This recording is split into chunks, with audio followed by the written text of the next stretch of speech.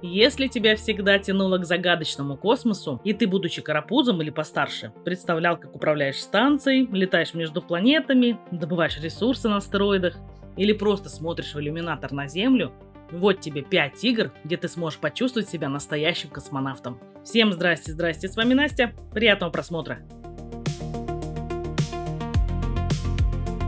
Legitimate Space Corp Simulator LLC. Это симулятор управления космической станцией, где ты ведешь почти легальный бизнес на окраине галактики. Тебе предстоит взять на себя роль менеджера и развивать станцию, обслуживая клиентов, торгуя ресурсами и следя за порядком. Основной геймплей построен вокруг повседневной рутины. Закупка товаров, пополнение полок, заправка кораблей и обслуживание посетителей. При этом все подается с юмором. От сомнительных товаров до абсурдных ситуаций, вроде поломанных телепортов или странных инопланетных клиентов. Кроме торговли, важно поддерживать работоспособность станции, чинить повреждения, убирать мусор, следить за оборудованием и расширять инфраструктуру. Можно строить новые модули, улучшать магазины, даже выращивать не совсем легальные инопланетные культуры. Постепенно открываются новые возможности, позволяющие превратить маленький бизнес в полноценную космическую империю. Интересный факт. Игра – пародия на корпоративную культуру и честный бизнес. И разработчики, команда из 3 человек, рассказывали, что главная идея – это не герои космоса, а обычные работяги на станции.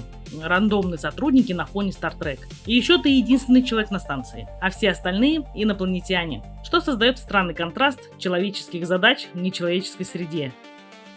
Dark Moon.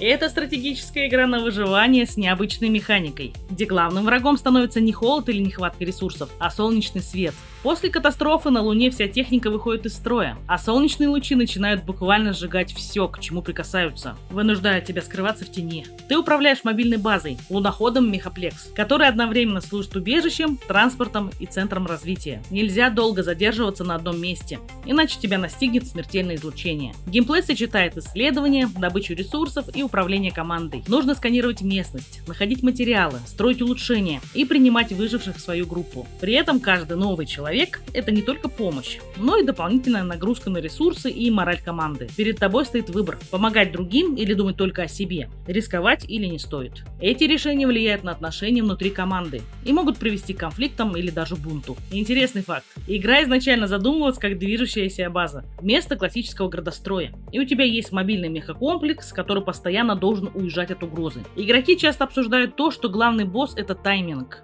Если слишком долго добывать ресурсы, солнце просто тебя догонит, а выжившие могут как помочь, так и усложнить ситуацию. Star Oras Inc. Это космический симулятор добычи ресурсов с элементами автоматизации и экономики. Твой путь начинается на заброшенной станции, где ты постепенно превращаешь ее в полноценную межзвездную добывающую корпорацию. Основной геймплей строится вокруг добычи на астероидах. Ты разбиваешь огромные залежи руды, собираешь ресурсы и перерабатываешь их в более ценные материалы. Затем эти ресурсы продаются, принося прибыль, которая используется для дальнейшего развития станции. Ключевая особенность – автоматизация. По мере развития ты создаешь сеть роботов и транспортных систем, которые берут на себя добычу, переработку и логистику. Также важную роль играет оптимизация. Нужно грамотно выстраивать производственные линии, улучшать оборудование и находить более эффективные способы добычи и переработки. Чем лучше выстроена система, тем быстрее растет доход. Помимо экономики, в игре есть элемент исследования. Можно изучать заброшенную станцию, открывать новые зоны и находить секреты. Интересный факт. Из дев-поста можно узнать, что разработчики активно анализируют статистику игроков, часы, добыча, экономика, и используют ее для планирования обновлений. Игра изначально задумывалась как компактный опыт, но по факту игроки начали проводить в ней десятки часов. Одна из необычных механик — критические точки в породе, которые дают бонусный урон при добыче. Space Haven. Это глубокий симулятор космической колонии, в котором ты управляешь экипажем выживших, где вы строите корабль и отправляетесь искать новый дом в процедурно генерируемой галактике. Главная фишка – свободное строительство корабля. Размещаешь комнаты, системы жизнеобеспечения, реакторы, склады и жилые зоны. При этом каждая деталь имеет значение, от расположения дверей до уровня шума рядом со спальными местами. Одна из самых сильных сторон игры – симуляция среды обитания. Нужно следить за кислородом, углекислым газом, температурой и даже за утечками в системах. Ошибка в планировке может привести к удушью экипажа или аварии на корабле. Каждый персонаж — это не просто юнит, а личность со своими чертами, настроением и проблемами. Они устают, конфликтуют, болеют и могут даже психологически сломаться, если условия будут слишком тяжелыми. Геймплей постоянно балансирует между менеджментом и выживанием. Ты добываешь ресурсы, исследуешь заброшенные корабли, торгуешь, сражаешься с пиратами и инопланетянами, а также принимаешь решения, которые могут повлиять на судьбу всей команды. Интересный факт.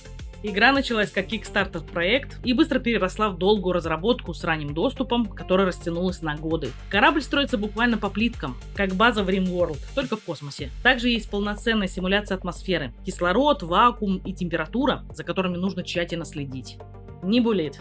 Это космическая стратегия с элементами РПГ, где ты возглавляешь отряд наемников и противостоишь культистам в живой процедурной галактике. Главная фишка — программирование юнитов. Ты задаешь поведение кораблей и андроидов через визуальную систему, как двигаться, атаковать и реагировать на угрозы. В итоге бои превращаются в тактическую головоломку, где важна не только сила, но и логика, тайминги и грамотная настройка поведения. Геймплей сочетает сразу несколько направлений: строительство кораблей из модулей, управление базой и экипажем, торговлю, исследование и сражения. Можно играть как в автобатлер, полностью полагаясь на свои алгоритмы, либо вручную управлять кораблями и пилотами для более точного контроля в сложных ситуациях. Галактика генерируется процедурно и постоянно меняется. События, экономика и фракции создают ощущение живого мира, где каждое прохождение отличается от предыдущего. Корабли полностью кастомизируются, а их внешний вид напрямую влияет на характеристики и поведение в бою. Интересный факт. Игра разрабатывается как минималистичный проект с элементами инкременталки. Дев сознательно избегает перегруженности и добавляет механики постепенно. Судя по демо и описаниям, разработка идет через раскрытие систем. Сначала простая добыча, потом логистика и автоматизация. Каждая новая механика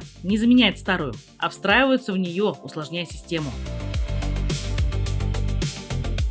Вот такая подборка космических игр у меня получилась. Ждешь ли ты вторую часть по теме? Обязательно пиши в комментариях. Если тебе захотелось во что-то из этого поиграть, то моя миссия выполнена. Подписывайтесь на канал, кто не подписан, ставьте лайки, пишите комментарии, а главное, берегите себя и берегите свое здоровье. С вами была Настена, всем пока-пока.